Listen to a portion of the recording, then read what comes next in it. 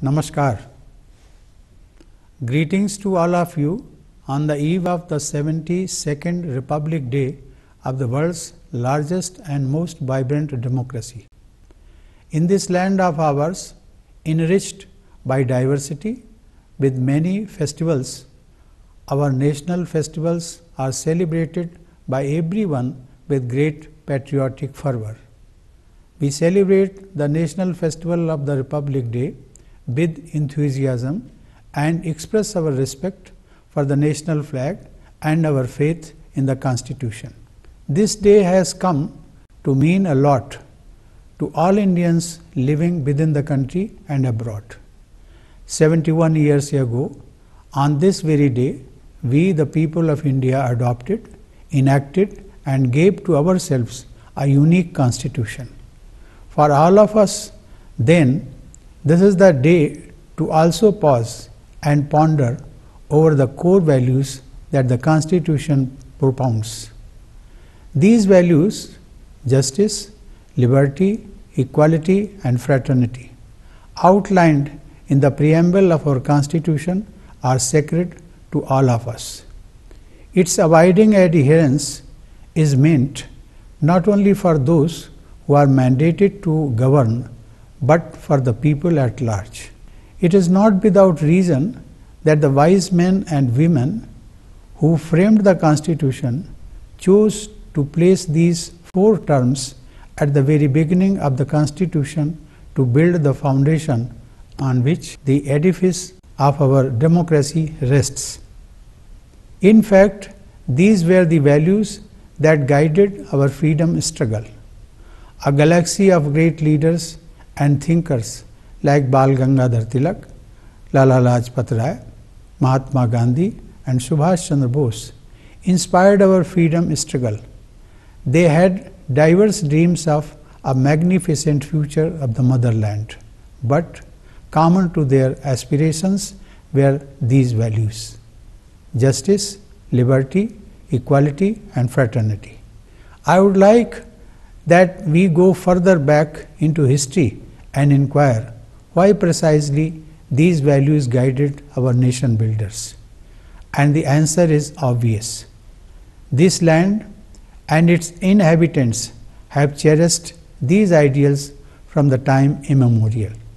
Justice, liberty, equality, and fraternity are perennial principles of our philosophy of life. They come to us from the dawn of this civilization through an unbroken chain. It is, of course, the task of every generation to seek out the meaning of these values for its times. As the freedom fighters did in their day, so should we in our time. These key principles should light our path to development.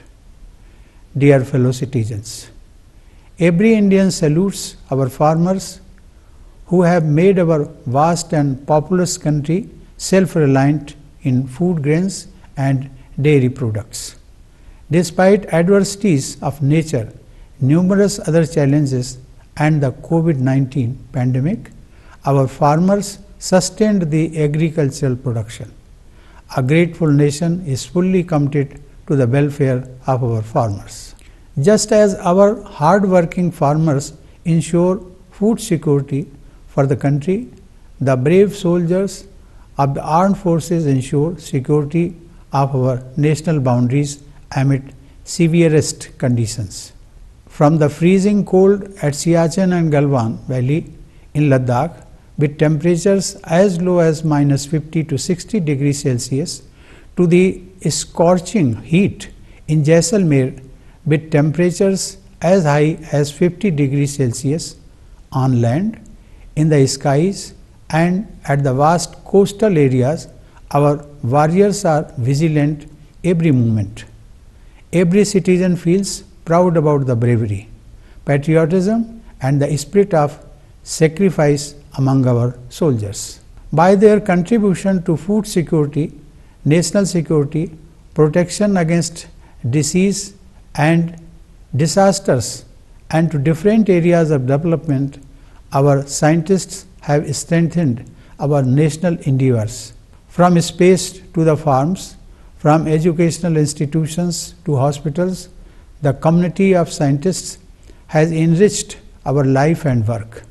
Our scientists have been working day and night for decoding the coronavirus, and they have succeeded in developing the vaccine in record time.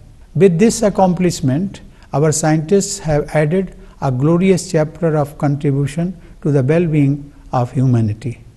Our scientists, along with doctors, administrators, and people from other walks of life, have made major contribution in containing the virus and keeping the fatality rate lower in our country compared to that in developed countries. Thus, all our farmers, soldiers, and scientists deserve a special appreciation, and a grateful nation greets them on this auspicious occasion of the Republic Day. Dear fellow citizens, last year, as humanity almost came to a halt in the face of a calamity of gigantic proportions, I often found myself reflecting on the central message of the Constitution. Our effective response to the pandemic would not have been possible without our constitutional value of fraternity. Indians have been like a close-knit family, making exemplary sacrifices to protect each other in the face of the common enemy of coronavirus. I am thinking here of doctors, nurses, paramedics, healthcare administrators, and sanitation workers who put their own lives at risk to care for COVID-19 patients. Some of them even lost their lives. Along with them, about 1.5 lakh people became victims of this pandemic. I convey my condolences to the bereaved families. Our frontline corona warriors were ordinary citizens who turned out to be extraordinary. When the history of this tragic chapter, which is not yet over, is written, I am confident that the future generations will behold you all for the heroic response to the crisis for which no one could have truly prepared.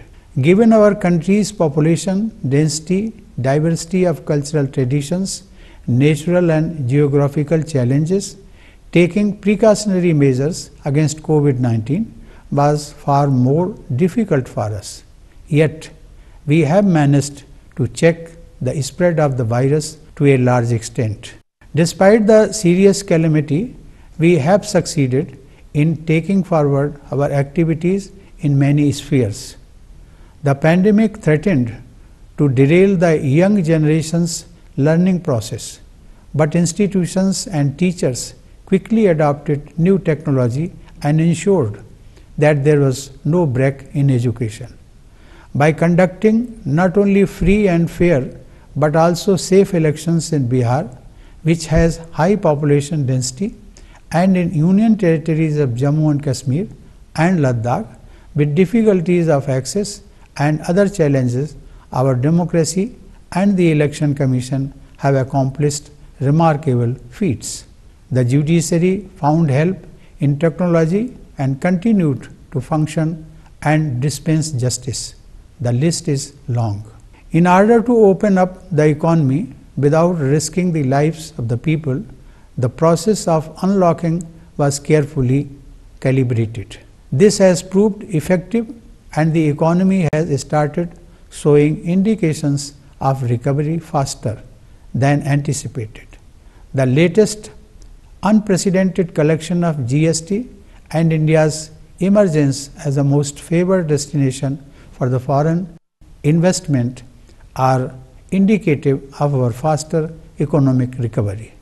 The government has encouraged small and medium industries to unleash entrepreneurial spirit by providing easy loans to them and help them to come up with innovative business ideas. The adversities of the previous year have only reminded us of what we have always known deep in our hearts, that care and concern for humanity and the feeling of fraternity is what kept us together for millennia. In every sphere, Indians rose to the occasion and put others before themselves. We Indians live and die for humanity. This Indian ideal has been expressed by the great poet Maithili Sharan Gupta in these words. उसी उदार की सदा सजीव कीर्ति कूजती तथा उसी उदार को समस्त सृष्टि पूजती अखंड आत्मभाव जो असीम विश्व में भरे वही मनुष्य है कि जो मनुष्य के लिए मरे. In English, these sentiments can be broadly conveyed in the following words. It is the benevolent whose glory lives on in songs eternal. It is the generous whom the world reveres forever, whose spirit of oneness fills the boundless universe. They truly are human who die for fellow beings. I am sure that this love for humanity and the spirit of sacrifice will take us to great heights. Let us look at 2020 as a year of learning. There were miracles of a revitalizing Mother Nature which taught humanity a hard lesson that the small is not expedient but complementary to the big. I am sure that with a view to reducing the risk of such pandemics, the issue of climate change will be accorded top priority at the global level. Dear fellow citizens, converting a crisis into an opportunity, the Prime Minister gave a call of Atmanirbhar Bharat Abhiyan or Self-Reliant India Mission. Our vibrant democracy, our enterprising and talented fellow citizens, especially the youth, energize our efforts in shaping a self-reliant India. The demand for goods and services in the country, the domestic efforts to meet them, and the use of modern technology in such efforts are strengthening Atmanirbhar Bharat Abhiyan. Under this mission, steps have been taken for economic growth as well as employment generation by promoting micro, small and medium enterprises and making the startup ecosystem more robust. It has become a movement being taken forward by the people themselves. Atmanirbhar Bharat Abhiyan is in line with the aspiration to shape a new India by the year 2022, when our country turns 75. This will be a significant milestone in the journey of the nation as we are determined to achieve major goals, from providing Pakka houses with basic facilities for every family to doubling the income of farmers. In order to build an inclusive society of New India, we are giving a special emphasis on education, health, nutrition, upliftment of the underprivileged, and welfare of women. Adversity often plays the role of a great teacher. It makes us stronger and more confident. With that confidence, India has taken great strides in several sectors. Economic reforms have continued apace and have been supplemented by long-pending reforms in the areas of labor and agriculture through legislation. The path to reform at the initial stages may cause misapprehensions. However, it is beyond doubt that the government remains singularly devoted to farmers' welfare. Equally salient but touching more lives directly is the comprehensive reform in education which was long overdue. The National Education Policy 2020, with its stress on tradition as well as technology, will lay the foundation of a new India which aspires to emerge as a knowledge hub on the international stage. This reform promises to incubate innate talent of students and ignite their minds to take up the challenges of life. The net outcome of all these efforts is before us.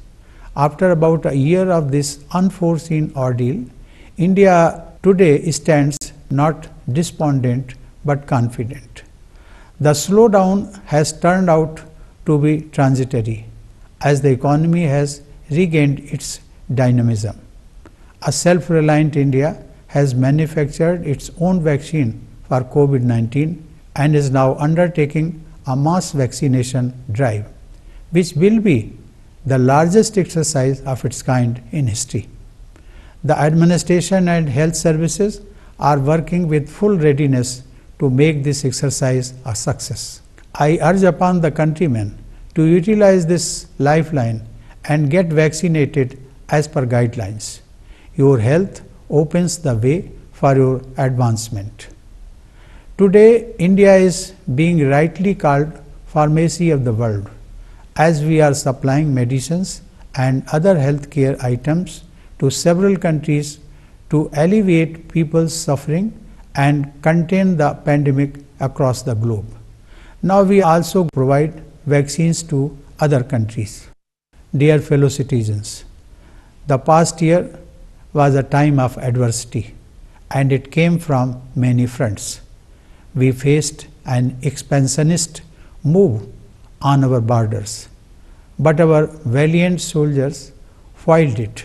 To achieve this objective, 20 of them had to lay down their lives.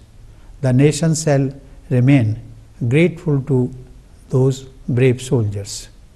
Though we reiterate our commitment to peace, our defense forces, Army, Air Force and Navy are adequately mobilized in a well-coordinated move to thwart any attempt to undermine our security.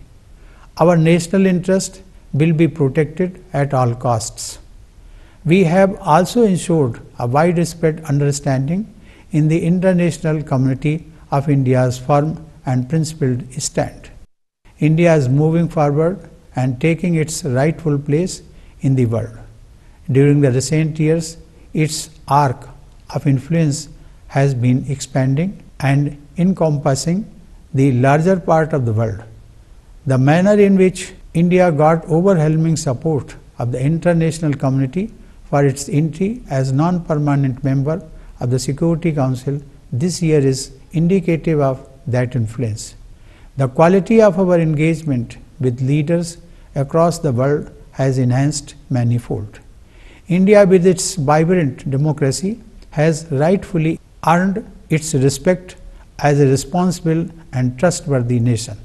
We would do well to keep reminding ourselves of our constitutional mantras.